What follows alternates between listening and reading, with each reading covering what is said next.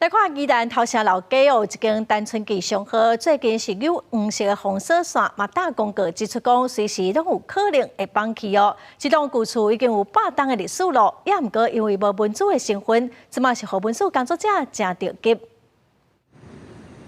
建筑外形是红砖电线拱门，是1920年代台湾的建筑特色，真有古早味。这是宜兰头城老街的单纯吉祥号甲关合成商号。根据文书工作者调查，建筑拢已经超过100年历史，也过最近单纯吉祥号从围起黄色封锁线，各大公告指出，两条硬后期随时可能倒去。也不要说全部改变很多，就是稍微改变一下，恢复它原状就好了。如果真的倒了，不见得会很可惜。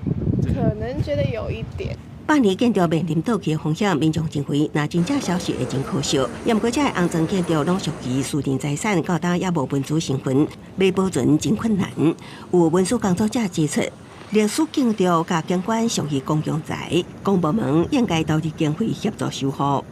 文化资产的修复那个是很专业的事情啊，也不宜完全由民间自己去动手处理。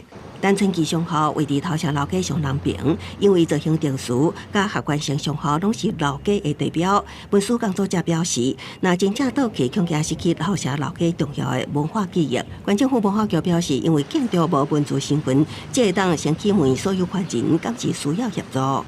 了解一下他们这边是不是需要一些什么协助。文化局表示，经过问所有权人，表示有封锁线是因为两条互白下就去，为着避免民众进入了后，互差异的影响，目前所有权人也无提出要争取建筑订立文书身份的意愿。文书工作者批评，这样重要的8年建筑到达无文书身份，以公部门主管投入保存是文化局的失职。公视新闻采访报道。